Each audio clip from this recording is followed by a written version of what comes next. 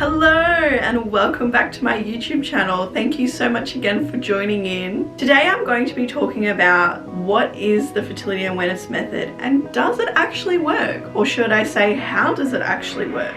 So let's jump in. Fertility awareness methods are tracking your biomarkers such as your temperature and cervical mucus, as well as an optional cervix height. So it's a daily practice of noticing your body's biomarkers. What is your body doing today and what kind of cervical mucus am I getting? What is my temperature showing on the chart? But before we get into that, I want to go through the female hormonal system because I want you to understand exactly what is happening in your hormones and why these things are happening, to then understand why we are seeing this on a chart, or why do we need to notice our cervical mucus. As I said in my previous video, which you can check out here, the symptothermal method looks at taking your basal body temperature, so your core base temperature upon waking, so you need to have at least 3 hours of sleep, your cervical mucus, so are you getting a non-peak type fluid or are you getting peak type fluid, and then cervix as an optional check. Your temperature can be taken orally, vaginally, or you can also wear a wearable thermometer like the temp drop. So your temperature is taken upon waking. So you take your temperature as soon as you wake up. Don't get out of bed, don't go to the toilet, don't take a sip of water. Straight away take your temperature. You need to have at least 3 hours of minimum sleep to be able to get an accurate reading. Now, these are some of the thermometers that I recommend. So this one is the Surgipack, which is from Chemist Warehouse if you're in Australia. And this is also another good oral thermometer from Fertility to Family, which you can find them online. They are a Aussie family-owned business in Tasmania. You can check those out. I also talk about them in my ebook. The temp drop, which I have here, is a wearable thermometer that tracks your temperature throughout the night and then will give you your average temperature for that night when you sync it in the morning. So I'll be going over the temp drop and give more of a temp drop review in a later date in another future video, so stay tuned for that. So you take your temperature and you put it in your chart, and then you are looking for that thermal shift. Now, the second thing that we need to look at, and it's probably the most important biomarker, is your cervical mucus. Cervical mucus is divided up into two categories. So you've got your non-peak and then you've got your peak type fluid. So non-peak could be anything like creamy, sticky, tacky, rainy, so rub it between your fingers and have a look at what kind of feeling it is. And then your peak type, you will have watery type fluid, you might have slippery, really stretchy, like consistency of egg white. I will be doing a more in-depth video on cervical mucus at a later date as well, so stay tuned for that. And then lastly, we have your cervix height. So you are palpating your cervix internally and you are checking the height. Now, I'll give you a little secret tip. If you're struggling to find your cervix, try and look for it just before you bleed or just after you've finished. And if you game enough and you don't care, do it while you're bleeding. Maybe in the shower is probably the best idea, because at that time it's going to be the most lowest in your cycle and will be a lot easier to find. Then when you know you're in your fertile window, I will check it again then. So only check it those 2 times in your cycle, because then you'll be able to see that much bigger difference. Hopefully you can remember what the first one felt, but you will, and you should, because when I did that I was like, wow. Whereas if you are checking it every single day, it can become quite confusing and, oh my god, it was down here and now it's up there, and it obviously changes with gravity and what activities you're doing that day as well. I find that if you check it those 2 times in your cycle, you will be able to see a much bigger difference. When we're in our fertile window, it will be a lot higher, the opening will be a little bit closed. That's just a little nutshell of what the symptothermal method consists of and what we're looking for. So a lot of us probably had a really poor sex education. Yes, I am one of them. I didn't even have any sex education because I went to a Catholic school, and oh my god, if we talked about sex, it was like the forbidden word. We do not talk about it. We don't even know how it happens. We don't care.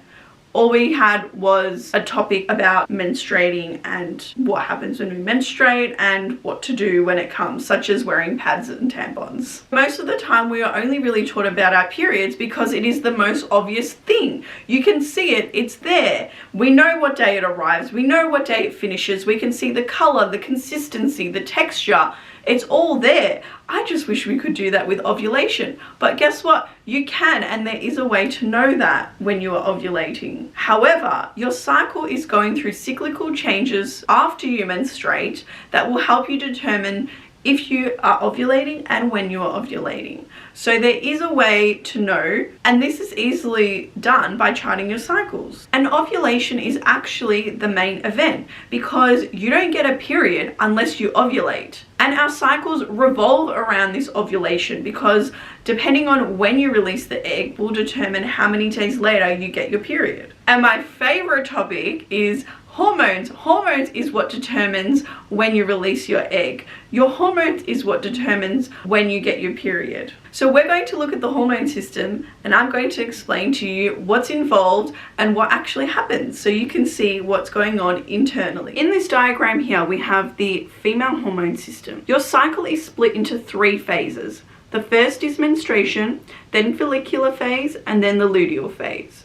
So after your period finishes, your estrogen will begin to rise, and this is the process for the follicles to start growing. So you can see in the top line we have the ovarian cycle. The follicles are growing, and then the way I like to explain it is all these little follicles come up to the surface and it's as if they are getting interviewed for the job. So they all apply for the job, but only one of them is picked, and that one that is picked for the job gets released, and that is the actual egg being released from the ovary. What's left behind is the corpus luteum. So this is a little gland that secretes the hormone progesterone. Progesterone is then sent around the bloodstream and gets picked up by the pituitary gland. This gland is in your brain. And guess what else is in your brain? Your thermostat. And your thermostat is what determines your basal body temperature, so that core temperature. Now, when it picks up that you've got a lot of progesterone in your bloodstream, it's going to elevate your temperature. So then you can see on the next line is the body temperature, how it's quite stagnant in the beginning, and then all of a sudden it shoots up around ovulation and it will remain high. And this will allow you to confirm that you have ovulated because you have a significant amount of progesterone in your bloodstream. As you can see in the 3rd and 4th line, you've got the anterior pituitary hormones. So you've got the follicle stimulating hormone and the luteinizing hormone. Both of these 2 hormones are also sent from the pituitary gland, and the signal is sent down to your ovary, and they have a communication feedback loop together. The follicle stimulating hormone is first because it's stimulating the follicles to grow. Once that's done its job, the luteinizing hormone takes over, and the luteinizing hormone is what helps push out the actual egg for it to be released. So then in the 4th line is the ovarian hormone. Now this diagram has estradiol listed, which is basically the exact same thing as estrogen as we commonly know it as. So we can see there estradiol increasing, and then once ovulation hits, it drops and progesterone takes over and will remain high. And then in the bottom line we have the uterine cycle. So this is showing during menstruation the uterine lining is shedding. As the follicles grow, your uterine lining is built up. So this is the lining in your uterus that gets prepared for the egg to implant if there was a pregnancy. But if you are charting to avoid pregnancy and there is no conception, then you would get your period again, which is your uterine lining shedding again. This hormone cycle is repeated every single cycle. I'm not going to say it happens every 28 days or every 32 days because every woman's cycle is different. A lot of the medical textbooks and doctors will tell you that every woman ovulates on day 14, so that means her cycle is 28 days.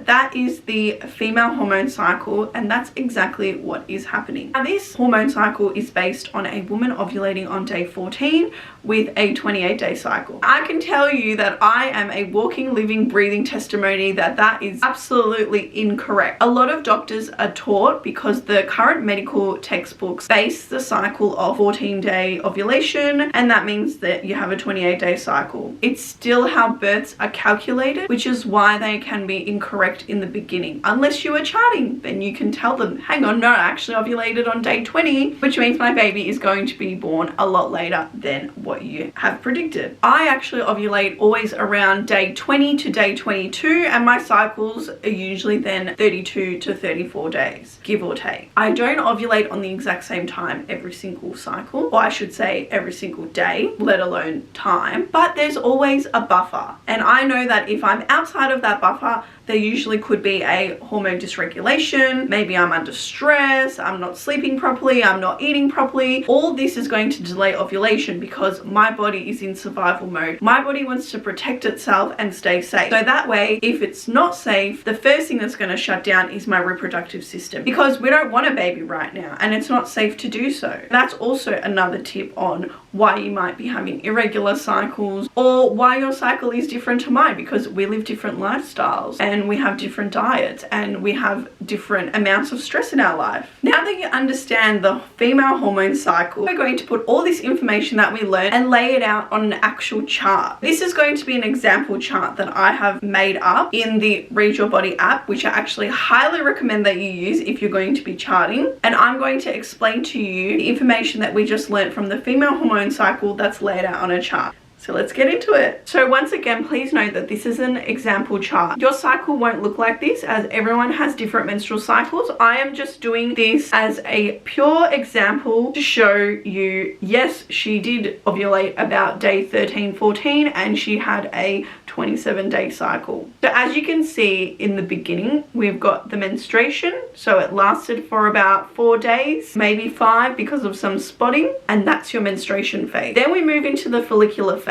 So this is from the time that menstruation stopped until you confirm ovulation. As you can see, we've got all the temperatures laid out in the chart. On day cycle 14, there was a temperature rise and it sustained 3 high temperatures. So we can see that this is an ovulatory cycle, so she ovulated, and then once she has confirmed ovulation, then we move into the luteal phase. So those are the 4 phases of the menstrual cycle. You've got menstruation, follicular, ovulation, and then luteal. So I hope you enjoyed this YouTube video and got a lot out of it. If you want to get started but you're not sure how, you can download my ebook, which is about the 5 things that you need before you begin charting. I've posted the link down below in the comments, so you can grab that ebook. It goes through what thermometers I recommend, what charting apps I recommend, as there is others apart from Read Your Body that might suit you better. And I talk about how to take your temperature, cervical mucus overview, and a cervix overview as well. So I really hope that you enjoyed today's YouTube video. Thank you again for watching. Don't forget to give this video a big thumbs up if you liked it. Don't forget to hit that subscribe button down below, so that way you don't miss out on any future videos. And once again, thank you again for watching. I'll see you next Thursday.